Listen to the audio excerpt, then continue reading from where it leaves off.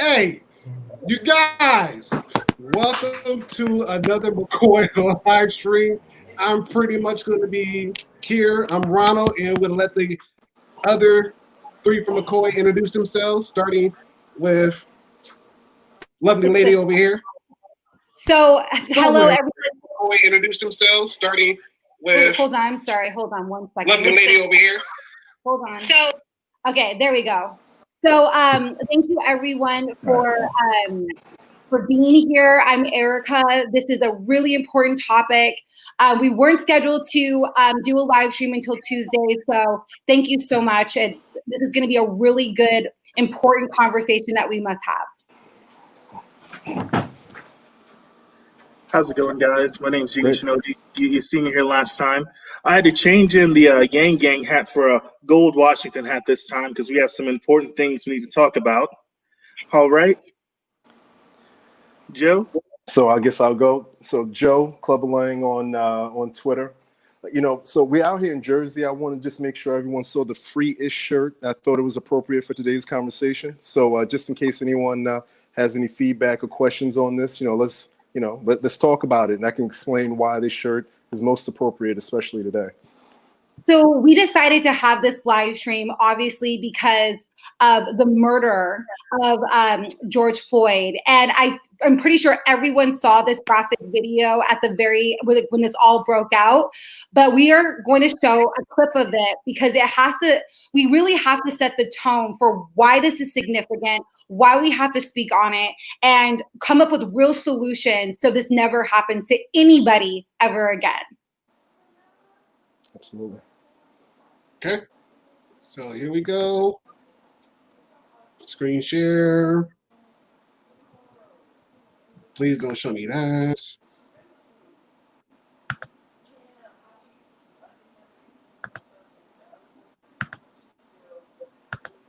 Chat, let us know if there's anyone there who hasn't seen this video basically, before.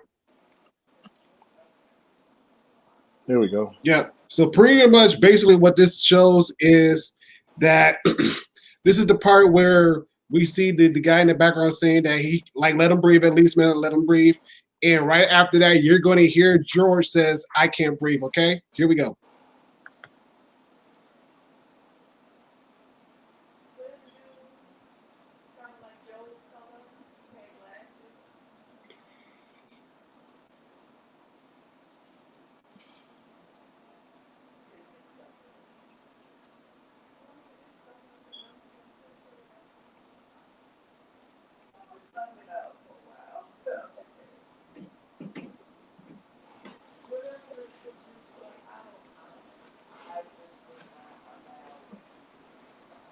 Ronald, I don't hear anything.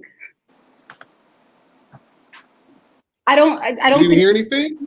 No, I don't think we didn't hear anything, but I think we should just get into the conversation. We wanted to show it because we felt it was really important to set the tone for the conversation. So I think we're gonna start the conversation why Black people are so mad about this, especially when we know this is happening. This has happened multiple times. So Joe, do you want to start with why Black people are so irate about this? Sure.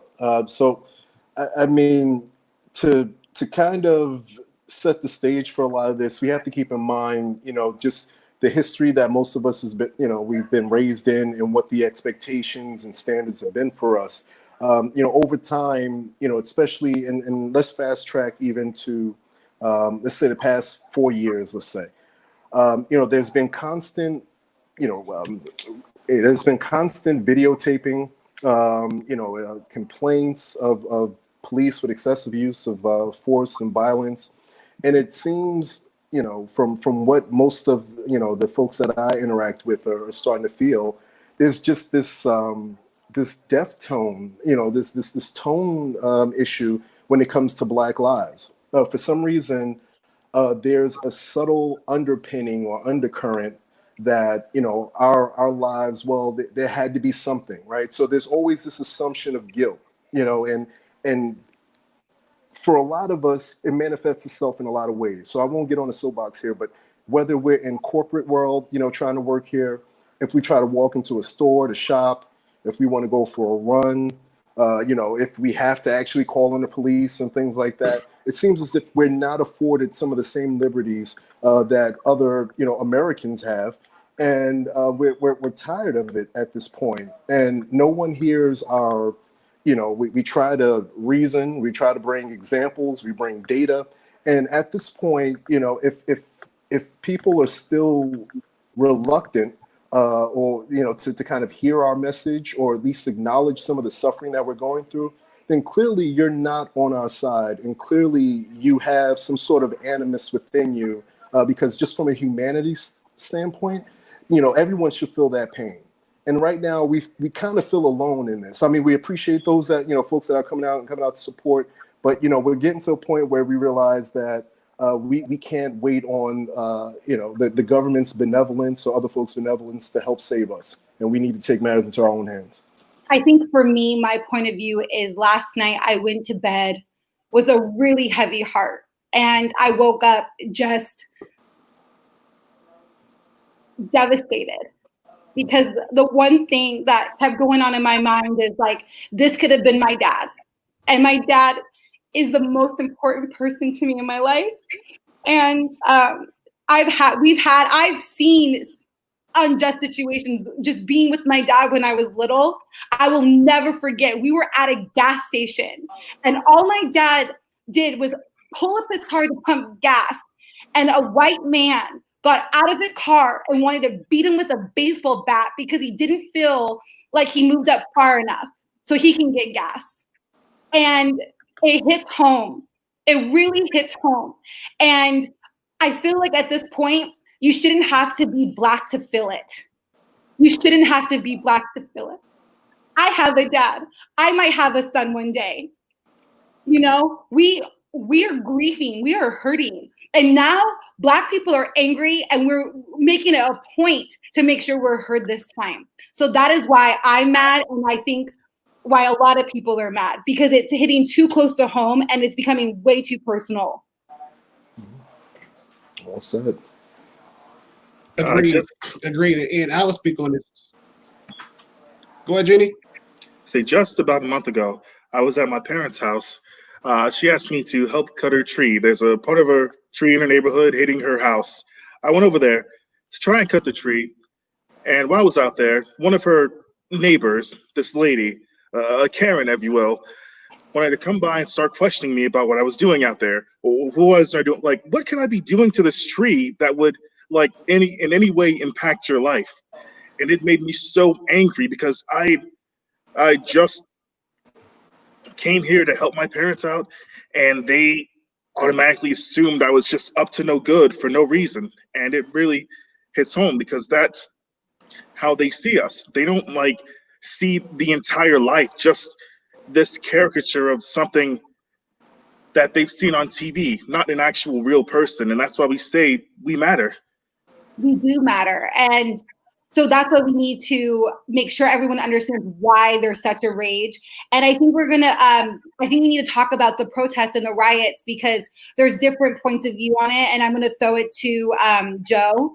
What do you think about the riots and the protesting? So this is the thing, and I just want to circle back to one point Jeannie made before I kind of get into that. Another piece with it is that we're Black 24/7. Unfortunately, it's not just when it's time to protest. We're not just Black when it's time to protest. We're not just Black, in these scenarios. It's a tiring burden for us to carry, to always constantly remind ourselves for our safety. We have to be cognizant and remind ourselves that we're Black. All right, so what things we need to, how do we need to operate in a way that doesn't come across as threatening? And it's a burden that I don't think many other communities have to deal with. They don't have to teach and prepare and be cognizant of constantly how other people are perceiving them, regardless of what you're doing. It's more than what you're doing. It's how you're being perceived, because perception for us can be deadly. If we are perceived to be dangerous or threatening, we know the stakes are much higher for us than many others. So it gets exhausting because you can't turn this thing off. And as it ties to the protest, that's what you're hearing. You're seeing a manifestation of people exhausted, frustrated, not listened to from people who were supposed to be their politicians representing them, not listened to by the police who they sit in all these community meetings with, not listened to by the media and others when they're skeptical and they're wondering what was in his drugs, what was in his system. Did he smoke weed yesterday? These things that are totally irrelevant are used as somewhat, place us in a situation of guilt. They're looking to convict us well before, because it's always our fault why we're being killed. So, I mean, as far as the protest, there's a hierarchy of things. And let's say this. I don't think you'll find any person who's going to condone damaging property and burning down a city, if you will, the police precincts. However, in the landscape of America, of what's happening right now, that's low on the pecking order. We just had a man killed, not arrested. We just watched, black folks, a black CNN, anchor be arrested, before the killer was arrested. And the white one wasn't, just the black one. Right. No, absolutely. And then, you think about what happened in the park with the woman trying to weaponize, it's an African-American man. So you know what that means. He's African, he's African-American. So, those types of things, we're just like, I'm done with it. And, and while I don't condone the protests, and I don't think anyone will condone it, as far as where it's on my priority list, it's probably 10th or 12th or 13th of some other concerns. So a lot of you can miss me with that whole, why are you burning down your city thing? We've done that conversation before, so just check the notes. I think time's up. I think we've been waiting for a really, really long time for equality in this country. And time's up. We cannot wait any longer. Justice needs to be served. And we as African Americans need to be treated equally. We are not less than anybody in this country. And I think that's where the frustration is. That's why people are protesting. That's why they're rioting, because there is no more time for injustice. There's no more time or tolerance for any other Black boy or woman to be killed for no reason, just for being Black. And I think that's why people are protesting and irate. If I can just add a little piece, and I think it's a sense of urgency too.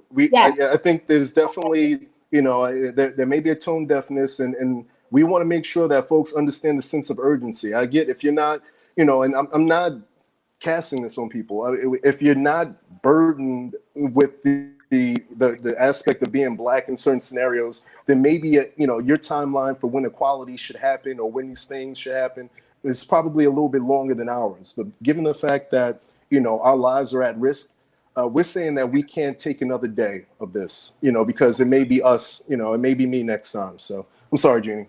Yeah. People have been waiting for this for decades. I mean, I've heard that Amy Klobuchar was the district attorney for that region, and she had many cases of police brutality and refused to convict a single one the entire time she was there.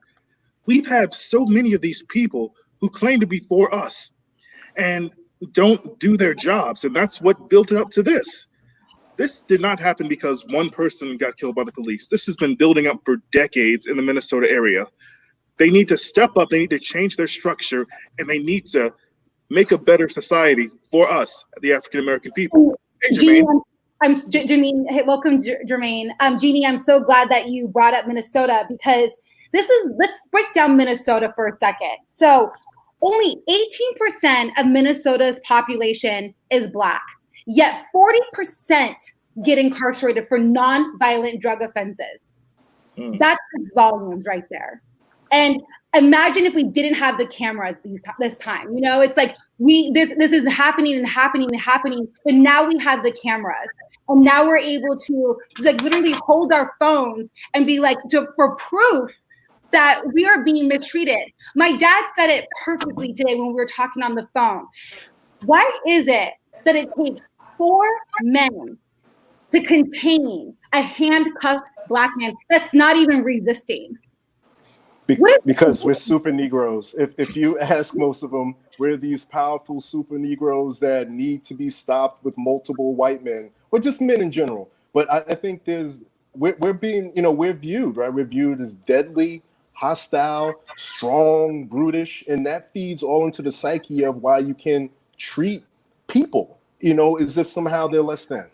Yeah. Jermaine, do you want to jump in? Like, what's your position on the police and the Black community? I was literally just on another live stream talking to three other men, Black men, about this particular situation.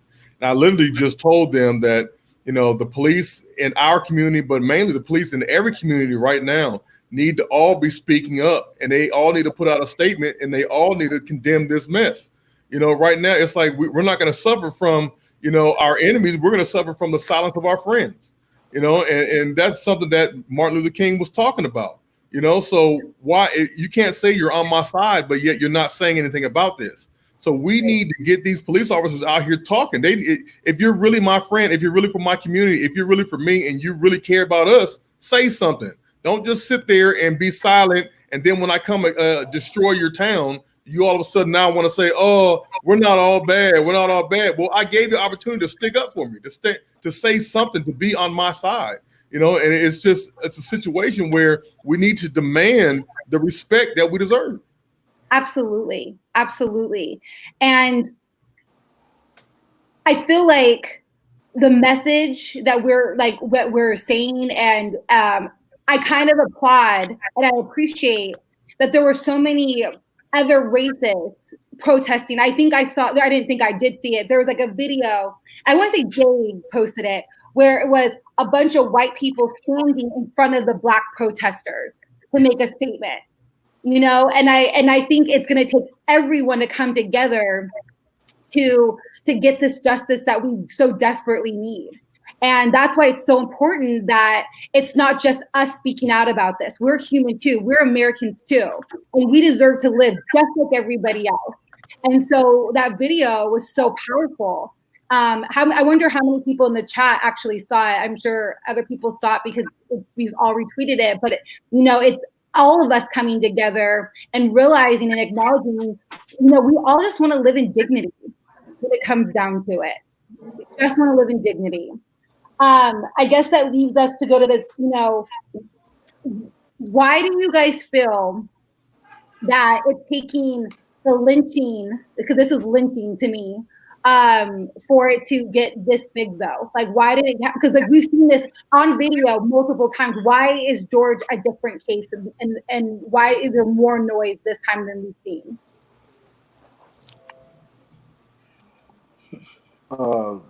Okay, I'll take that one. I think, well, two things. I think when we see the video, one thing that it did elicit rage, right? Because we saw someone suffering, we saw someone in need, and we saw someone charged with protecting a certain community actually abusing it. And for those who've ever been around, these type of police encounters, as bad, as painful as you want to kind of get in there and help the person, that you put yourself at risk, and you almost end up justifying the actions that they end up taking. So it's a very helpless feeling to see someone being, basically killed, and all you can do is just wait till it goes to court. There's no intervention that we can, that we as bystanders can do to almost check the government or check the policing of Black people, of minorities in certain communities. So, I think the picture was almost emblematic of me, of a larger issue. So you got one guy, you have a Black man on the ground, right, being choked out. And then you have other officers just kind of looking away or participating or monitoring. And that's kind of, I think, as a people, I think that's how we feel. I think that simply puts it. I think we're being choked out. For over 400 years, we've been on the ground getting choked out. And we've seen America kind of just looking the other way like, well, and it's kind of getting to a point in where you're seeing a lot of anger out of Black folks right now. They're realizing that no one else is coming to the rescue. Right. It's kind of one of those things like, unless you protect yourself, unless we begin to take measures or begin to make the sense of urgency about this as important that, that folks will wait till next year, or let's wait till we get Biden in, or let's wait down the road. We don't have that time, folks. Yeah. Genie, you want to touch on this? Yes. The cops that stood around and watched not just in this one, but in every situation, there's always a near army of police officers standing around one man having his life taken from him because we're apparently superheroes who need to be taken down by an army of people.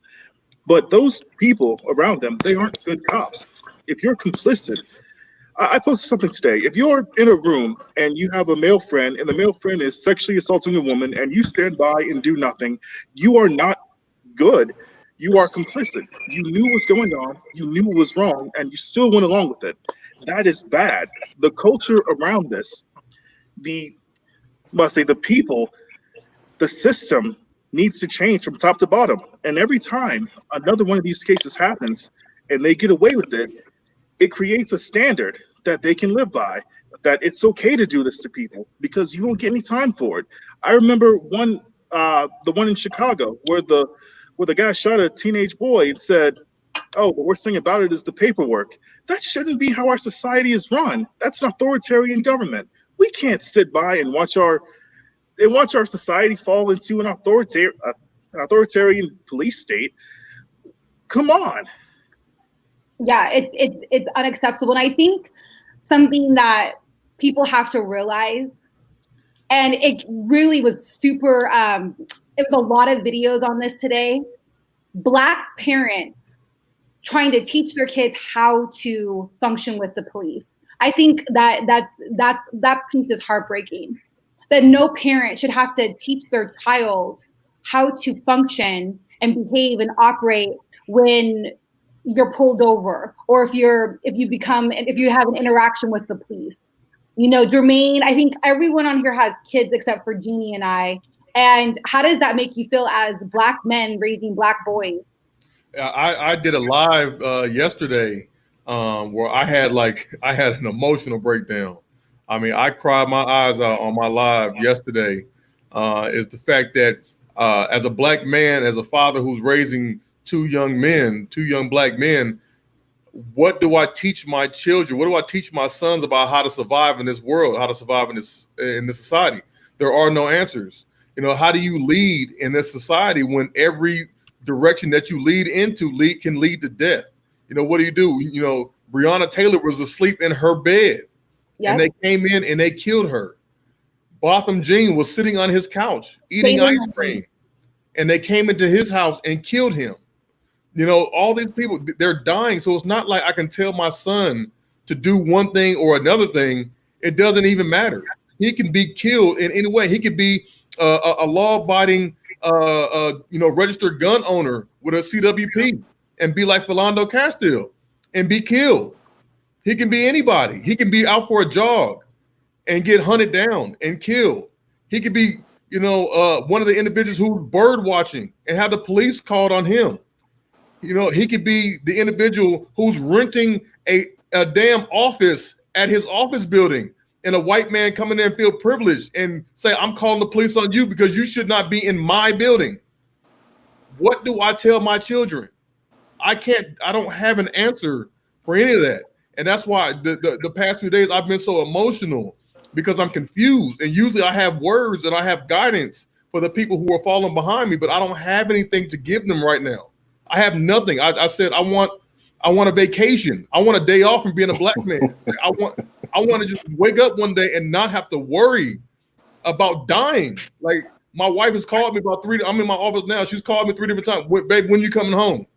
This is the reality that we live in. I sit at my kitchen table with my wife, and we're talking about, what are we going to tell our children?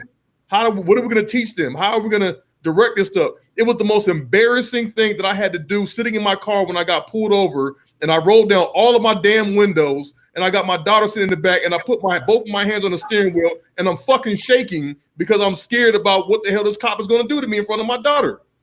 That is embarrassing. It's humiliating. It's demeaning. And I don't know how can we survive? How can we be men? How can we be men when their entire job is making us feel less than a man? I'm frustrated, and I'm confused, and I'm sad, and I'm exhausted.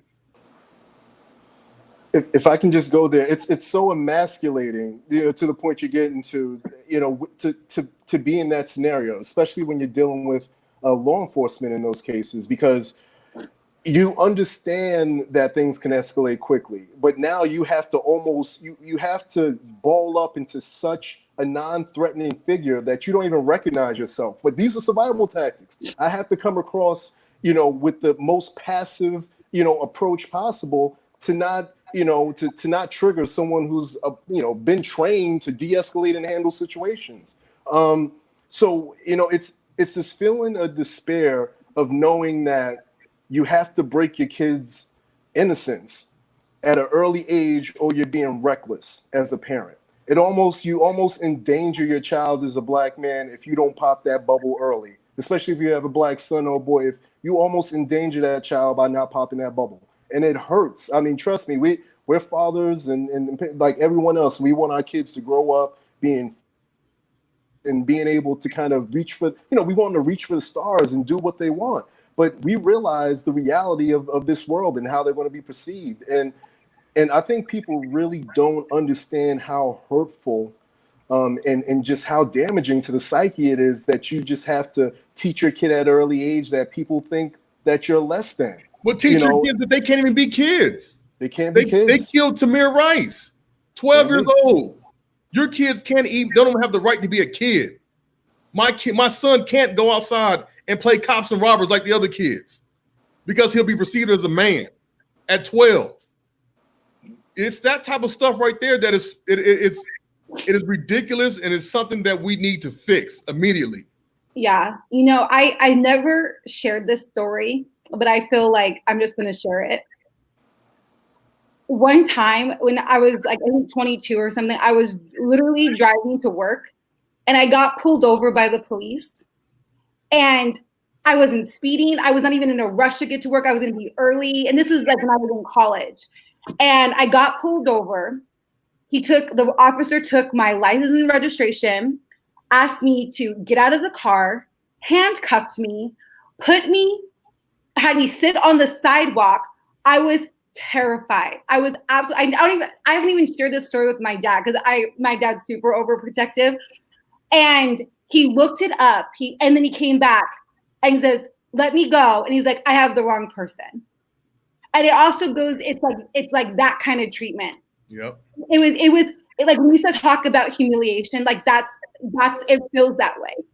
It absolutely feels that way. And as a teacher, you have to teach your students of color differently in a way, unfortunately. Like when I have the 2 or 3 Black kids in my classroom, I have to talk to them a little bit differently. I have to teach it a little bit differently for them, and it's just, we've gotten to a place that it's like, is it ever going to change? It just feels like it's never going to change. And to me, I always say, this cannot be normal. This is not normal. And as long as people do not speak up and speak out, and we do not come together, and that's all voices, not just Black voices, it's going to be the norm. Because what we're doing is we're seeing the same thing over and over. We get mad, we tweet out, we trend things, we go crazy, and then the next person happens, and we repeat the process. And that's why I think this one, is really hitting home in a way that I haven't seen in my lifetime. And that's sad that it's been going on longer than my lifetime. So we have to do better. And it starts with making sure everyone is properly educated and can put themselves in someone else's shoes. There's a teacher, I'm not going on a tangent, but there's a teacher, this white teacher that did the brown eyes and blue eyes. And she made her students try to see, like, she tried to treat them a little bit differently. And they're like, well, that's not fair that they get that. And she's like, well, that's what Black people go through all the time. And she asked the question, when she was doing a professional development, it was all white people. She goes, would any of you guys want to live the life of a Black person? And none of them raised their hand. None of them raised their hand. And she goes, the fact that none of you could raise your hand and you're quiet about that is a problem. Every single one of you should be able to raise your hand. Yeah. And no one would want to live our lives. No one would want to live our lives. And I think that's the undercurrent of anger too with Black folks. We kind of look at these scenarios where, we're waiting for support, right? We see these things are so obvious. And we watch folks, time after time, look and reach for excuses or justifications, and we realize, we're really getting to this point, and it's sad that that there's a majority of the system itself, and a majority of America is okay with this. I think they understand it. When you think about the woman in the park in Central Park. She was aware the way she could weaponize race, and quite frankly, her being in that park, she was likely a liberal. Quite frankly, she was probably a white liberal, but she was cognizant and aware of, if I say African American and male enough, that they will get the threat. And that's what we want America to see. Simply that. What she displayed, what we know you subconsciously and consciously know, that we are treated different. And the fact that, we don't see all of Americans, we don't see the right talking about individual liberties coming out and saying you're trespassing or trampling on these folks' freedoms. And we see other folks just say, well, it's not my issue, stay out of it, that's their thing. Then we feel like we're alone. So if you get the side eye for some Black folks, probably next week or two, it's because of things like that. Because maybe, look at yourself and think, well, what have I done to somewhat contribute, or what have I done to hear someone's story, or what have I done to kind of intervene? But, too many times we have witnesses and we don't have allies and advocates. And we're tired of witnesses to, we all got a racism story. We all been hit with it, unfortunately. And we're waiting for others to recognize that it's wrong. And we want others to come to our defense as we would for you, if it was someone who was LBGT and so on. And the thing is you're reminded that you're Black. I will never forget the first time I was called the N-word. It was in 5th grade. I remember the boy's name. I'm not going to say it publicly, but my mom bought me a peach Walkman. I don't know if you guys remember, like those CD Walkmans or whatever. And I was so excited about it. I took it to school. He literally took it, bashed it on the concrete, and called me the N-word. And I told my dad. He came up to the school. He was enraged. He was so upset. And the family refused to make him apologize. Refused to make him apologize. They didn't think he did anything wrong. So we're reminded that we're Black too. And I think that's a part of the problem too, is like you can't ever just fit in. And when you're called the N-word for the first time, it's like, it's piercing. And I know every single one of us has probably been called it at some point. And it's just, there's no words you can explain. It's just like gutting. It's absolutely gutting.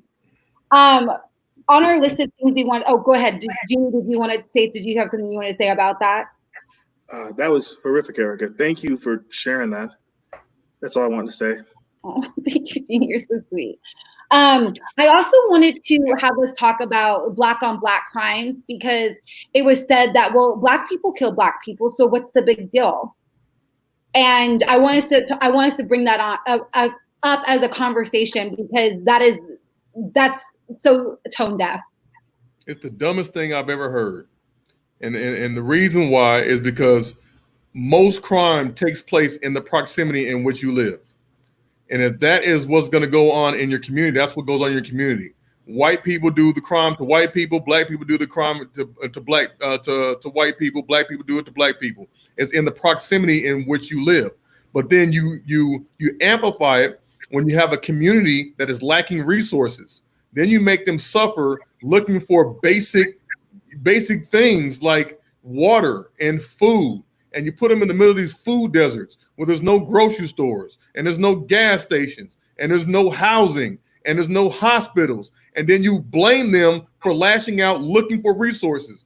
I mean, if you look at your favorite TV shows like The Walking Dead, when you see people out there when they're fighting for resources, we're literally fighting for resources for survival, because you threw us in these places. And then you do things like gentrification, like what's going on down in my state in Charleston, South Carolina, where you start taking and buying up everything, moving the native people out of there, sending them further and further up, and put them into these slums, and raising the taxes on them, and taking advantage of all these people. And then you expect them not to lash out, not to fight for resources, not to do these things.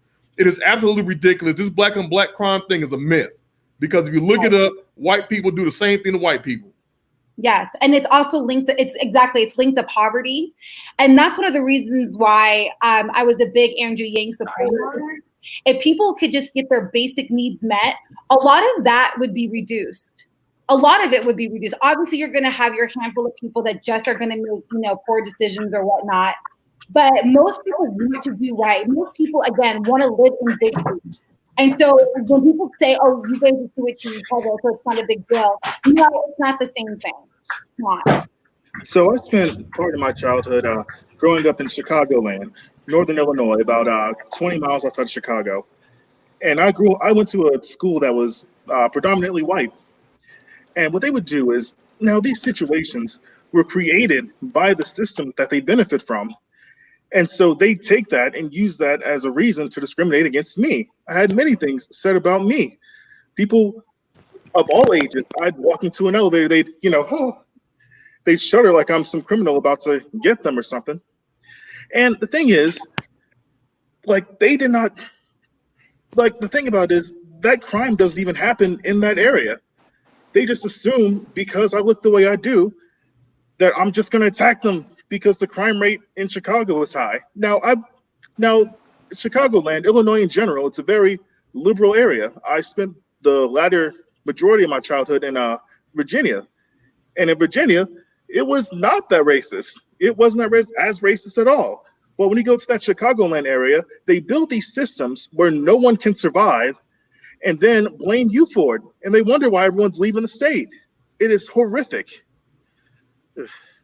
It is. And I think we can't talk about this without talking about our education system and the inequality gap and the achievement gap within when you compare Black students to other ethnicities.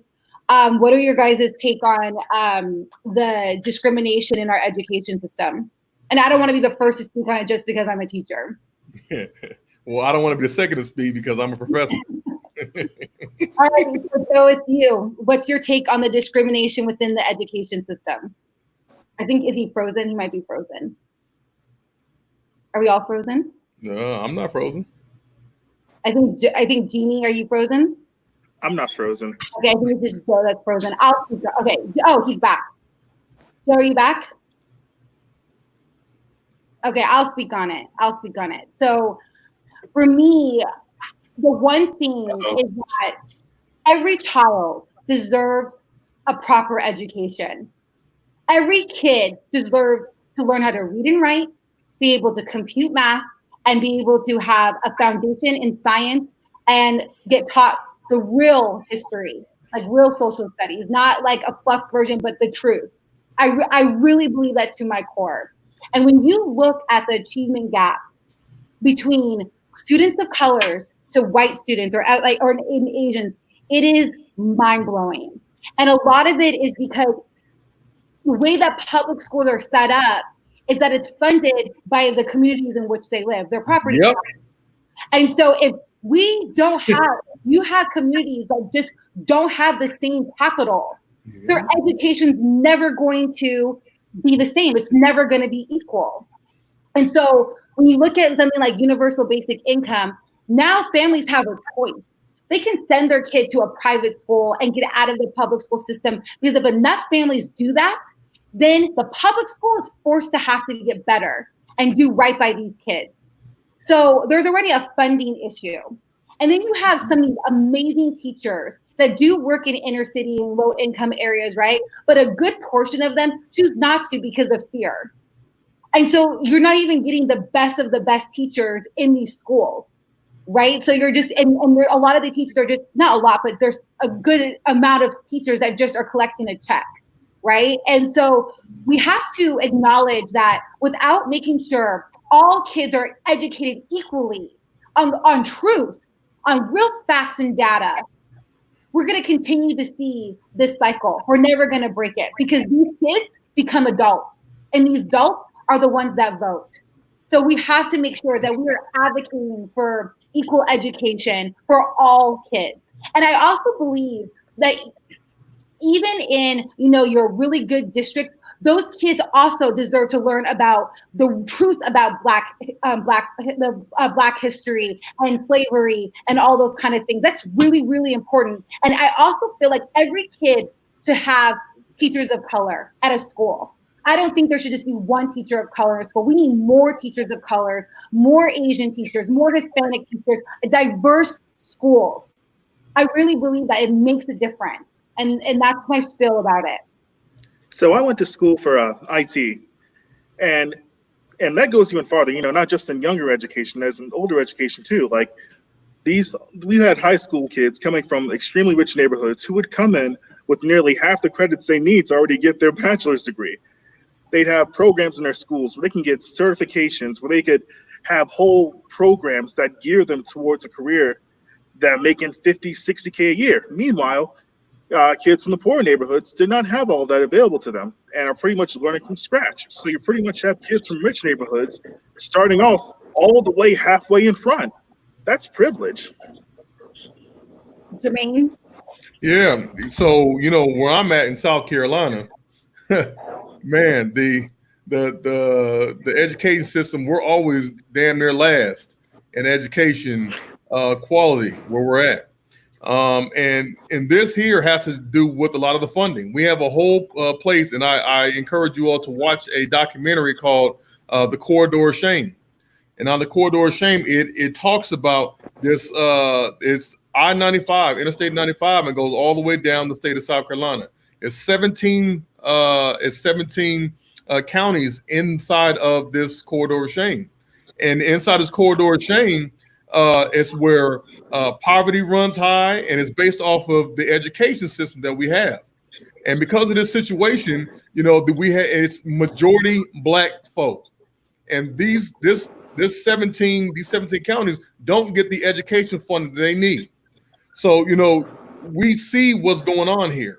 We see how they're disproportionately allocating funds to the white districts and leaving out the Black districts, and making us try to make up for it in these small areas that don't get the tax dollars, like you're saying. Making us have to go through hoops and bounds just to get a fair shake at everything. So one of the things I've been proposing for my own self when I get in there is to make sure is to do an assessment of all the school districts over the entire state. And then rank them in order of need versus the ones that don't need, and then you give the most money to the people that need it the most. Mm-hmm. I mean, that's a radical freaking thought. Let's see what can bring up these schools to bring them to par to everybody else. And right now in South Carolina, we are not funding proportionately. We are funding based off of the performing schools and the good zip codes. Yeah, and someone just asked the question if I feel like the government is doing enough for education. No. Look who he appointed to lead education.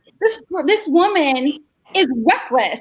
She took out, I'll give a really one example. We know that literacy is incredibly important in education. If you cannot read or write, you cannot access any other content area. But what does she cut? The one reading program that actually works for kids of color. Yep. It's it makes no sense. She is horrible. So when we look at our education system, our public school systems, we have to make sure that people that are overseeing it understand education, that they've actually been in a classroom where it's students of color in inner city schools, not from your experience, which is only private education. It looks very different. We have to have smaller classroom sizes. We have to make sure teachers have resources. We have to increase teacher pay, right? We have to make sure that kids have access to field trips and enrichment opportunities. We have to have better before and after school enrichment programs. We have to make sure the nutrition is right. Man, it's hard to learn if you're hungry. Yeah. I know I can't focus when I'm hungry. In fact, when I'm hungry, I'm grumpy. Right? So we have to get this right. And we're so far off from that, it's not even funny. That is one of the main reasons why I was a big Andrew Yang supporter. And also too, when it comes to upper education, we need to teach financial literacy. We need to teach technology, STEM, and science. It's non-negotiable. It's non-negotiable. And any elected official that is not advocating for that when it comes to education needs to be voted out. They need to be voted out. If we're looking at the future of our country, and we're seeing that automation is a huge thing, why aren't we teaching our kids to code? Why are we not teaching them how to critically think and problem solve? You know, we have real gaps in our education system, and it's time that different people get elected into office, and it's time that we really all advocate for a better education system, because it is injustice. It's an injustice, and every kid deserves better. Every single one. Yep. Yep. Sorry, And I guess with me jumping back in, and with me jumping back in,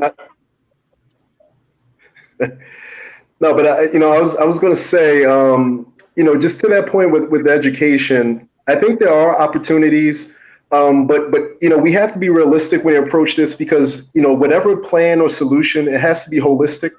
I think everyone is looking for that silver bullet where they're like, well, if you teach this way, then that'll solve inequality and things like that. Or if you teach that way, inequality, simply put, I mean, is just not having equal, treatment, or having, whether it be resources, whether it be how you police in that community. The inequality is so broad, spread across, minority communities in so many aspects. You were kind of hitting on that with healthcare, nutrition. But so, when you bundle and package these whole thing, this entire scenario up, you realize how comprehensive and massive it is to actually move the ball forward. But I think one of the things that somewhat holds us back, folks want to deal with things, one at a time. They want to go, well, what are we going to do with education? Well, education really, I mean, that helps, but what are we going to do with housing? What are we going to do with this? Like, these things go hand in hand, and it's almost negligent to try to talk about one aspect of it. We're not, understanding some of the other impacts that help to drive and impact educational learning. I mean, Andrew hit on that. He talked about, children's success rates being determined, was that he said 2/3 of it outside the home. So, you think, yep, if that's the case and you understand the communities that we're coming from, duh, like, what else do I need to tell you? I mean, you look at TV, you look at, where we're coming from, and we're saying that it's a struggle just to get to school.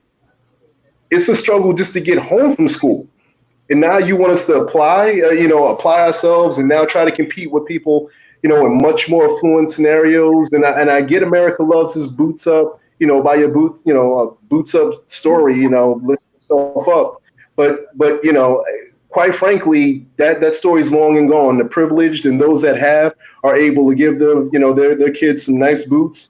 And those who don't have boots really at the end never end up with them. Yeah.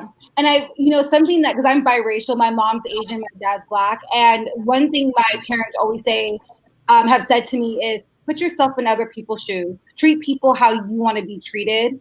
And I think when elected officials are making these decisions, it should be like, well, how would I want my kid to be treated? I know as a teacher, I always think about that. Like, what kind of classroom would I want my kid to be in? And I move accordingly. And that's something that's rigorous, academic, hands-on, exciting, vibrant, a teacher that's prepared, not winging it, etc. So I think that that's a good starting point. How would you want someone to treat your child? And I think we could go from there. But we do have to get to solutions, right? So we're just not about whining or just, whatever, because that's not that we're whining, but we do need to talk about solutions. And with, George Floyd, we're seeing an outrage, we're seeing riots, and we're seeing protests, we're seeing people really speak out on this. What are other solutions? I'm gonna throw it to Genie first. What are ways that we can stop this? Stop what specifically? The brutality? The brutality amongst Black people. Sorry. Oh. Well, we need to put people in place. We need to. Did you guys know that a lot of these court positions, a lot of these judge positions are actually elected positions? You can go and elect a lot of these judges. I know some are appointed, but there are some that are actually elected, and you can go on, you can see their record, and you can make that choice dependent on who's actually up there. I think state district attorneys are also elected as well. So you got to vote these people out. You got to look at these records. If someone was killed in your neighborhood recently and nobody went to jail for it, you need to make a campaign and get those people out. That's the beginning part. The next part is to actually have communities. Now, have communities like Minnesota that will actually come together and show them that you can't do this. And, you know, these riots, although I personally wouldn't, I'm not sure where I would be if that was in my neighborhood, but that's important. I like the fact that it's happening. They need to see that you can't just do this. People need to see the anger of their people. It's, you know, the French Revolution all over again. If they don't see it, they'll just assume that it's not happening. They're still in their castles eating cake, and they'll just assume that none of that's happening. Yeah. Anybody else? Jermaine's running for office, so it's important, and we're going to bring you on Tuesday to interview you, but you're running for office. This is amazing, actually. What are your thoughts on solutions? When you're elected, what are you going to do to help stop this? My whole plan, I've always thought, it would be better to implement a plan of community policing. So I think police officers, if you're going to be patrolling a community, you should be living in that community. And if we are lacking, individuals, enough individuals, we need to still make you at least live in that community for at least a year and a half. You treat people differently when you have to see them every single day. You treat people differently when you got to go to the grocery store with them, when your kids go to school with their kids. You treat them differently when you know mom and pop and little nut from around the corner, and you like, man, you know his demeanor already because you've been there already. So you see them and it's like, oh man, I know how he act. I'm not gonna get crazy with this guy because I know him. I know his whole response and that stuff. So we need more community policing. If you are going to be patrolling my neighborhood or my community, you need to be living and shopping and spending money in my community. It should not be somebody coming from out living in 20, 30 miles a day, commuting back and forth into my community. That means he has no time to get to know my kids, to know anything about my community. So he doesn't even know the history of my community. He don't know about grandma around the corner who sells his icicles, for 25 cents. He don't know none of that stuff. He needs to know everybody in my community. He needs to be at my parks. He needs to be shooting baskets with my kids. His kids need to be coming to school with my kids. We need to be talking to each other about this type of stuff. So, don't come to my community and try to tell me what's going on in my community if you're not from my community. Yep. That is such a great solution. That is truly a great solution. And I think it makes all the difference.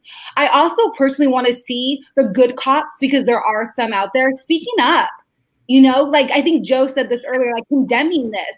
I've seen a few videos with police officers speaking up in uniform saying this is not okay. If I was there, I would have said no, and made sure that this did not happen, that man did not die. George, I want to make sure I say his name, so it's I think that's a wonderful idea, Jermaine. And I also think when we have bad cops, there are consequences when you do stuff like this. For example, George Floyd, the officer that killed him, that lynched him, he has many reports. There's reports against him. People saying that he's no good by his colleagues. And he was never taken out of uniform. They allowed him to stay on the streets. He got to keep his job. So there needs to be consequences for bad cops when they're reported. Otherwise, it's going to continue to happen. And the cops need to speak up. I personally don't. I think there's another. Go ahead. Go ahead. I'm on here every day. Go ahead, Joe. So, I think, so two things with that, Jermaine, he hit that, right on the head, as far as, having proximity to Black people. So at least you see their humanity. I think right now, folks like you hit it too, they parachute into a community. Everyone is like this hostile force and they treat it as such. They don't see folks as neighbors. They don't see them as partners or friends or so. So it's easier to treat someone that way when you don't get to know them or when you don't have the privilege to know them. And I think, think about many scenarios with people who say, oh, they may be, they may not be support, they may not support someone who's of the LBGT community until their son or daughter ends up gay. Or, it's always, they'll say, oh, well, he's different. If it's a black, if it's one black guy in the mix and, the white person may go, oh, he's different. The only thing that's different is that you know that person. You actually have, an understanding that they're human, just like you are. And you have certain joys. And I think once we're able to kind of get police that come from the community, respect the community, and we get we get elected officials that hold, police chiefs and the structure to account. We're going to continue to see this, but I think, definitely having people who live in the communities that they serve, it seems almost like, an obvious one. And then, secondly, ensuring that there are, I guess, means or avenues to vent, some of the concerns we have right now. A lot of it, these complaints just go into a dark hole. It's not as if black folks just started complaining about police, in 2010. These things have kind of been out here, and we don't feel there are viable paths to hold police officers account because, we always say, well, there's good cops and there's bad cops. I think there's three. There's good cops, there's bad cops, and there's silent cops. And we saw what silence did, and we've all kind of been in. I know I have. I've been in a scenario where a cop's been, not acting appropriately, and his partner is just kind of letting it ride. So as long as they're all complicit, then you will have a us against them attitude. So we need to break that down and make sure it's we collectively policing our community.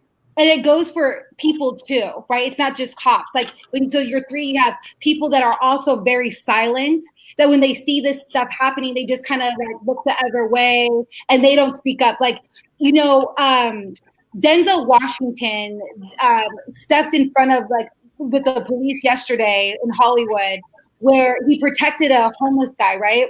And, because he was celebrity status, he was able to help ensure that doesn't happen to that man, right? But that could also happen if for other ethnicities to step in and say whoa, this is not okay. Because there are a lot of people watching what was happening to George, and they could have stepped in too. Mm-hmm. We can't everyone has to leverage your white privilege. Seriously, going back. Telling folks to leverage white privilege. Exactly. That's why. I'm gonna get into that in a second. I'm gonna get into that in a second within the gang, but it's when all those white people stood in front of the black protesters and were their barrier, and they were saying, "I see you, I hear you, I'm with you, we're standing with you." That's what we need. We need more people coming together to make sure that they know that there's no getting away with this. Not on any side. We don't accept this. Ronald, do you have anything you want to say to solutions? Oh, and one thing, when someone brought up books in the chat, the Yang Gang Book Club is amazing, and everyone should follow them and support them. Yesterday, we reached out, we talked to each other, and we gave a bunch of book recommendations. Michael, who goes by Tatted Lawyer, I think Joe, you gave a book, I gave a book, and so I also think reading stuff by Black people, Black authors, and hearing and being informed, I think that's another way that you can help. It's just being aware of what's going on and really try to have compassion for what it's like to be Black in America. I think that's another solution, is to stay informed and speak out about it and not tolerate it. But sorry, Ronald, go ahead. Well, I've been having issues on my end, and so I'm going to speak very, very briefly because everything that you guys have been said has been spot on. Dr. Johnson, thank you for coming in. The chat has been amazing. It's like everything that we've been feeling for the past months, years, is pouring out. And again, enough is enough, really. Enough is enough. And it shows because enough people have seen enough senseless murders, enough senseless deaths, and now they're outraged. And because they're outraged, actions speak louder than words.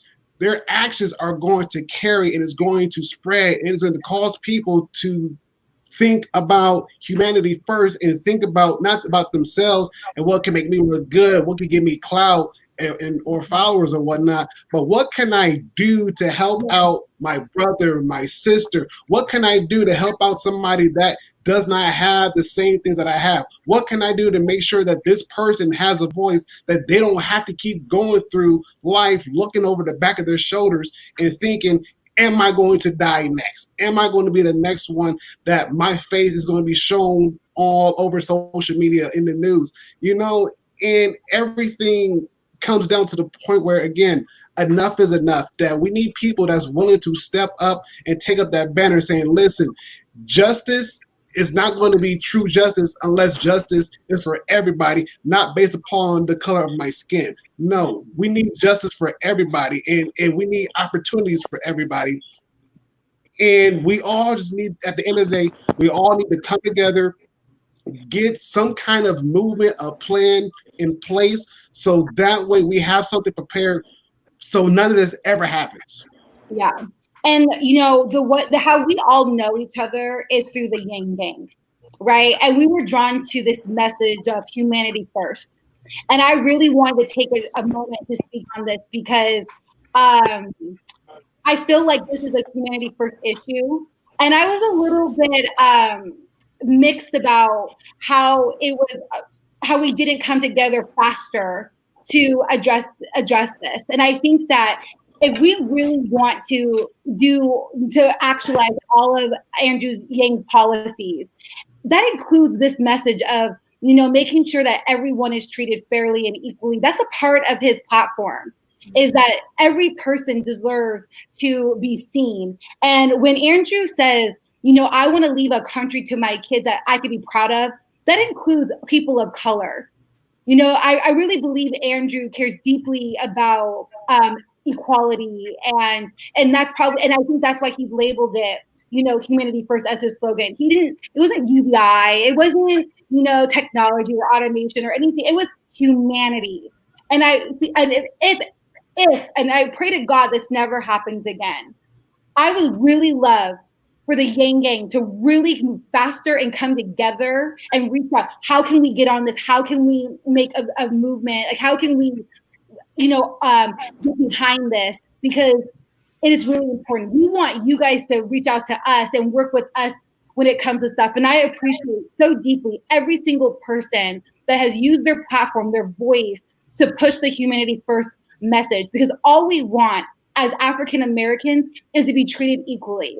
And I really do think, like Ellers and Heidi on Thursdays when the Aubrey thing happened, they had us on their channel and they were on it, and they were like, let's talk about this. We ended up getting Justice Now going. That stuff has to happen. That has to be a part of this movement. It's non-negotiable. We will defend any other ethnicity or any other injustice that comes up. We want the same.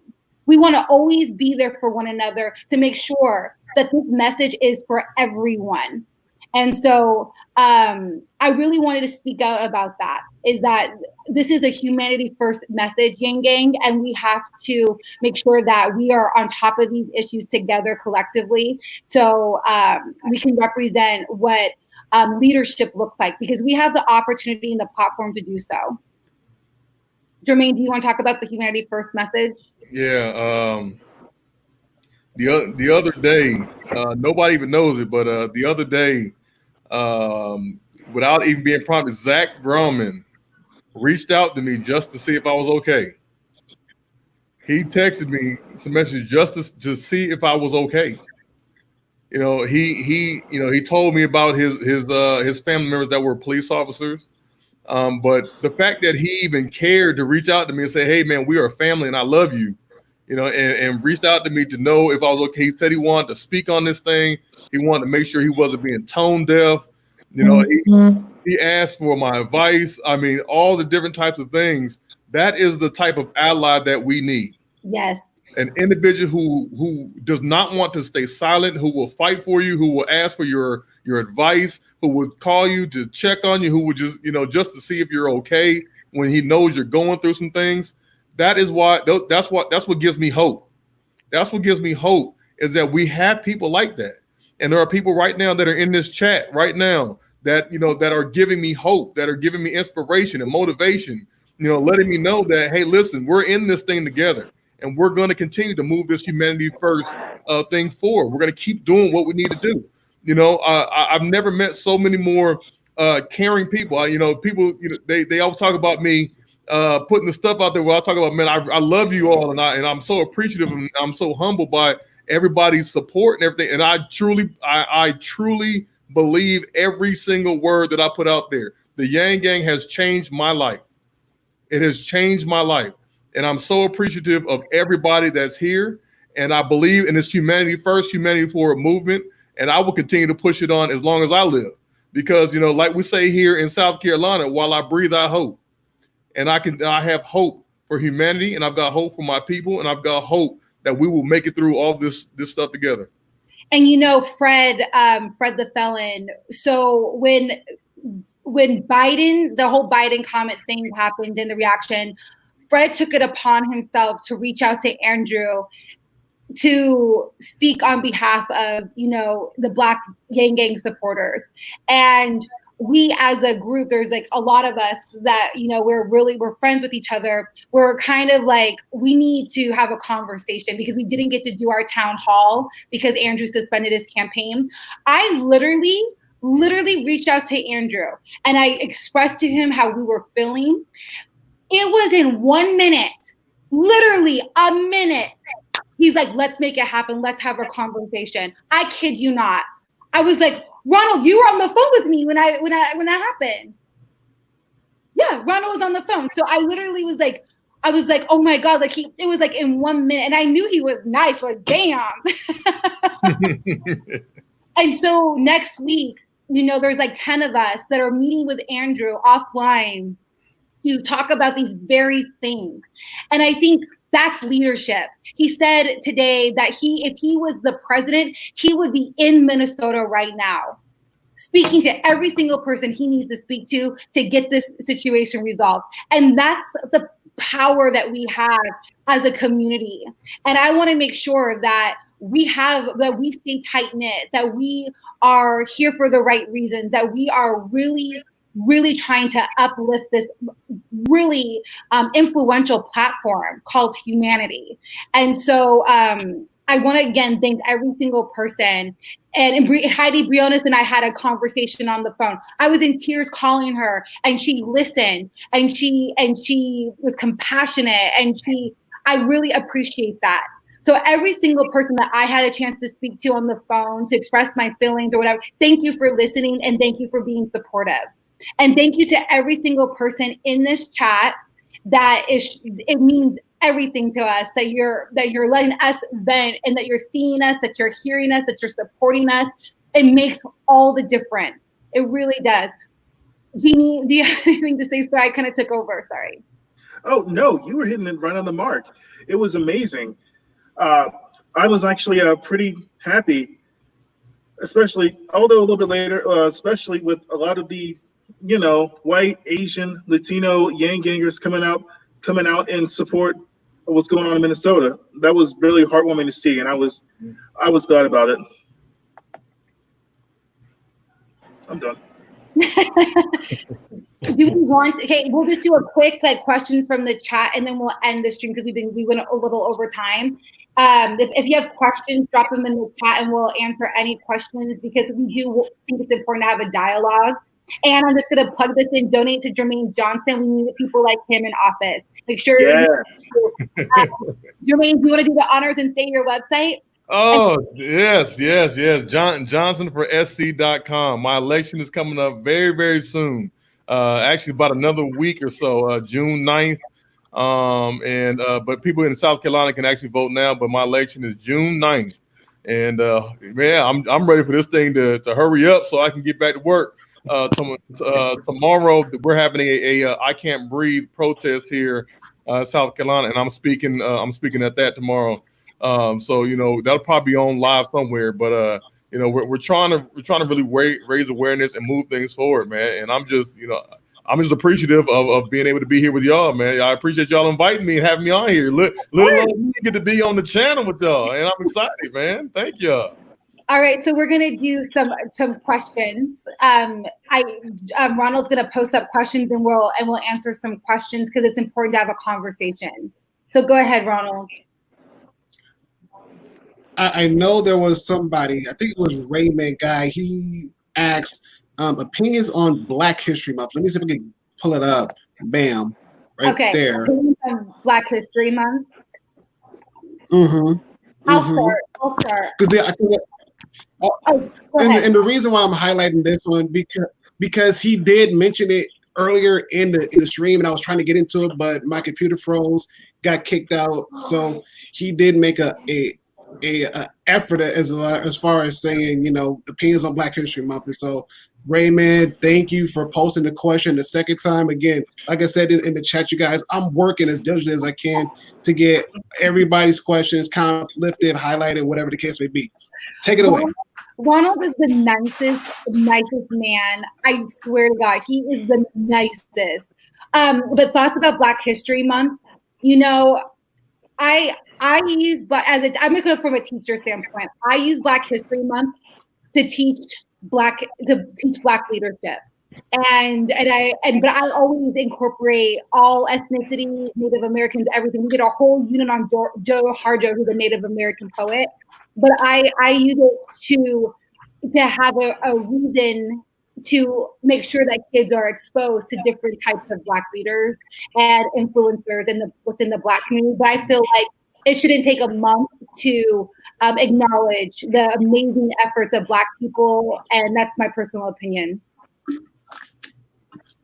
My personal opinion is Black history is American history, and if Black history was equally taught like white history is, then there would be no need for Black History Month, because it would be taught every day like every other history is being taught. So until history is being equally allocated the way that it should be, then I think we need to put, you know, more emphasis on Black History Month, because it's not being equally taught. You know, we only teach certain things during Black History Month. I think all this stuff needs to be taught all year round. So if it was taught equally allocated, you know, throughout the year, along with all other history, there would be no need for Black History Month. Looking back, Black History Month in school, looking back nowadays, it seemed pretty pointless, because they say Black History Month, hang up all these pictures, and then still taught us the BS Black history they teach in schools. You know, the Civil War was about states' rights, and slavery was like working at McDonald's, and Martin Luther King ended racism by walking up and down the street. You know, all that BS they teach in school, and until they get actual correct Black history, they go into the details of what actually the Black experience was throughout history.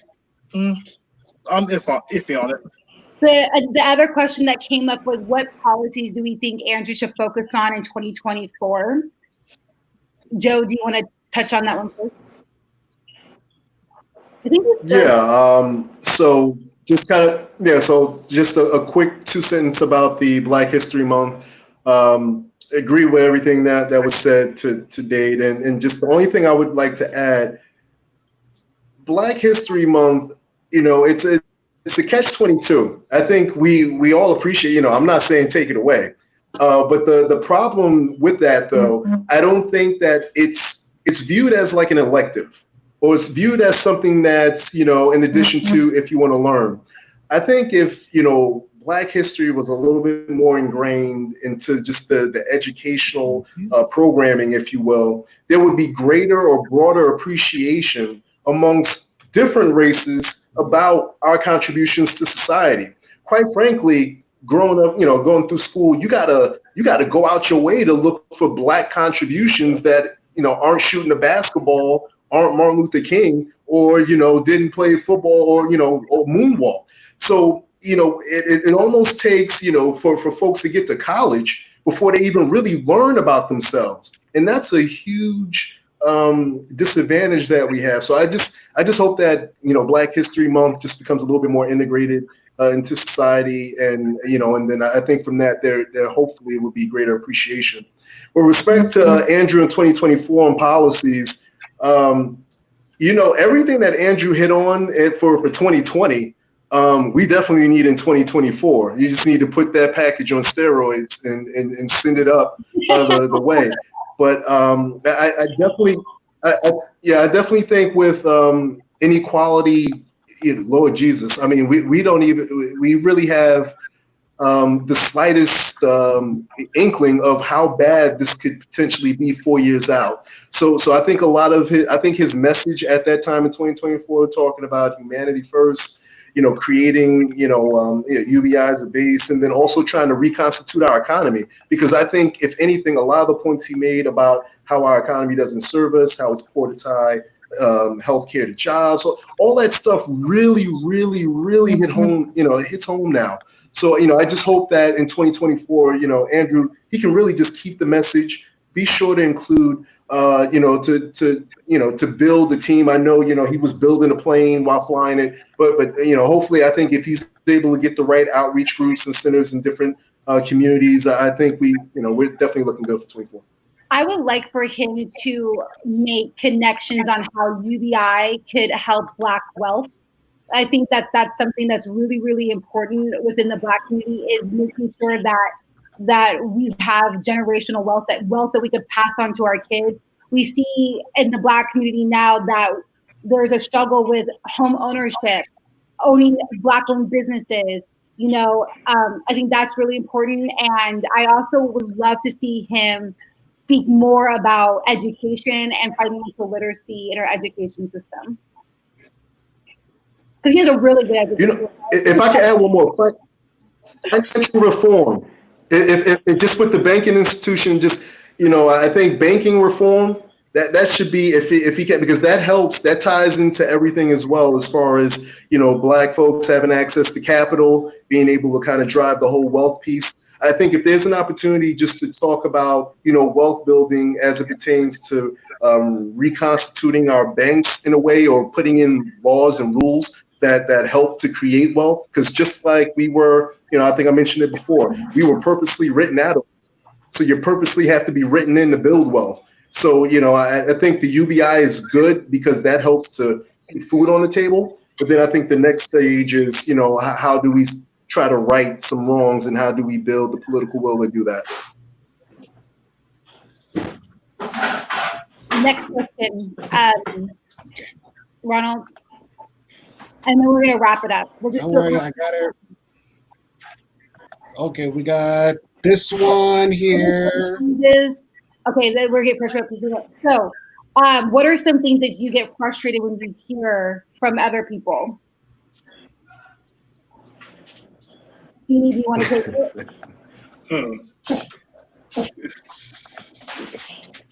it? In what context? That's a little open. I mean, I don't. That's a loaded one. I know what I'll take it. Okay. The one where people tell me I don't see color. I know you see color. Don't tell me you don't see color.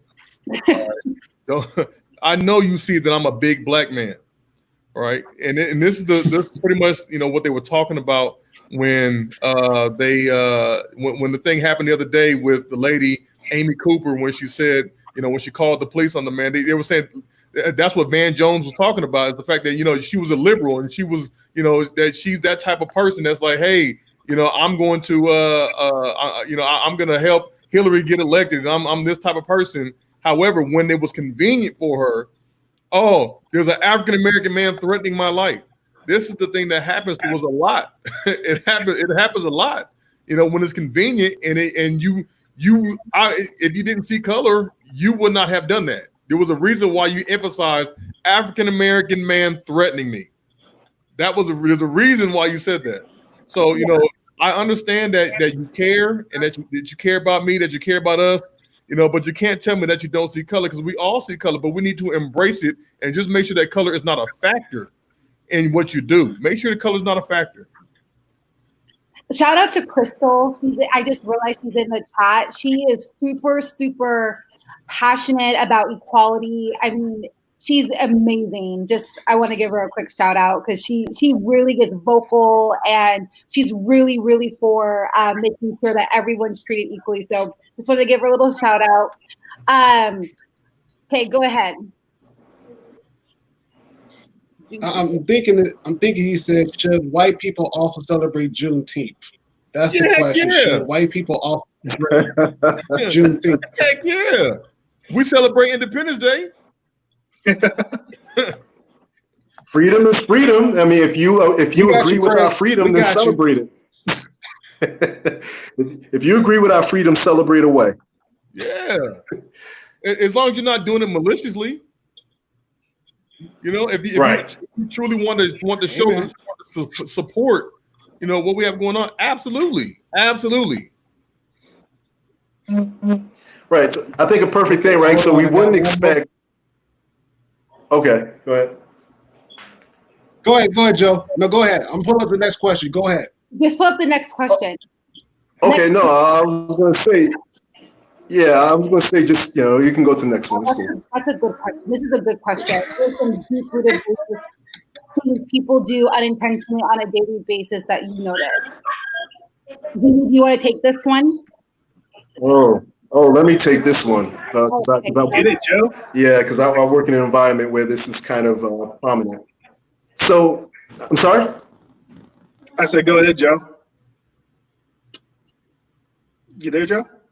He froze. Of course he froze. It's a 5 right, but go ahead. You can hear me? Oh, now we can hear you. Go for it, Joe. I'm good. I'm back. I'm good. Yeah. All right. So yeah. So 5 things. So speak. So you speak well. Don't say that. You know. Say you speak so well. It's very insulting. You may mean well by it, but what it comes across to me is that you had a certain expectation of me that that you probably wouldn't have of someone else. So that's one thing. Don't say please don't say I speak well. Don't try to with the mannerisms of the hey bro. And I get it. I get you want to bond and connect, but you don't have to complicate the handshake. You don't have to try to pull out some slang that you heard from somebody else or something that you think connects with us. That doesn't work. So no use to try to don't introduce slang that you don't use. Talk normally. Black folk, we understand. We know how to code switch. So you can keep doing your thing. You don't have to try to do our thing. And I said for the last one, always I think the one thing I hate is just when it's what do you have to complain about? So I think there's this expectation. There's this thing where if you achieve a certain level of success or achievement, that should just shut off your I guess awareness of some of the plights and things like that that's happening within the community. I can be just as angry and I can fight for some of the same issues as my brother, in which we hope that they were doing for us, but it's not tied to what my success is and whether I should be enraged about things. Don't assume that the issues that you see on TV aren't your neighbor's issues or aren't your your co-workers' issues. These are all of our issues. I would say for me, and this is the hair. Like I get really frustrated when people make comments about my hair and and black girl hair, and you have nice hair for being black. I take issue with that. If I did not press my hair out, it would be like curly and thick. But the reason why I choose not to wear it naturally all the time is because I'm lazy. And it's just easier to maintain with it being straight. And I don't think people realize how hurtful that is. And the assumption that because my hair is really long, they assume I have a weave. I don't have a weave. Like, it's just like that assumption. She froze? Are we frozen? Yeah, she's frozen. Oh, great. Am I back? Yeah. Oh, it actually is something that really offends me. And yeah, when it comes to hair. And also too, just for the record, when Black girls or Black women, I was a women, wear their hair naturally, that's beautiful. It's still very beautiful. Like Ashley, she's a part of this whole Yang Gang, and she helps contribute to this channel.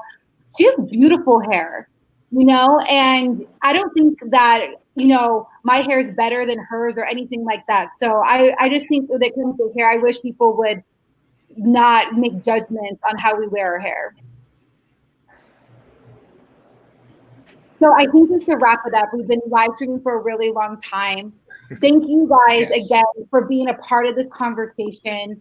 And we hope that you continue to support our channel and just help be humanity first, continue to be humanity first. There's so many great people in the Yang Gang, and this is a really hard time. We were all gutted by what happened to George Floyd and every other person that has been wrongfully murdered. And we hope that you continue to speak up, speak out, write to your elected officials, vote out people that are not, you know, standing up for injustice. And you know, so we're going to end it there. Thank you guys. We love you, and subscribe to the channel, and we'll see you on Tuesday when we interview Jermaine Johnson and what it's like to be a person of color running for office, and why we need more people of color to run for office. And hopefully we can raise you $2,000. Okay. So we love you guys, and we'll see you later. Bye-bye. Adios. All right, you guys. See ya. All right. Ending. Just gotta wait for the pop up.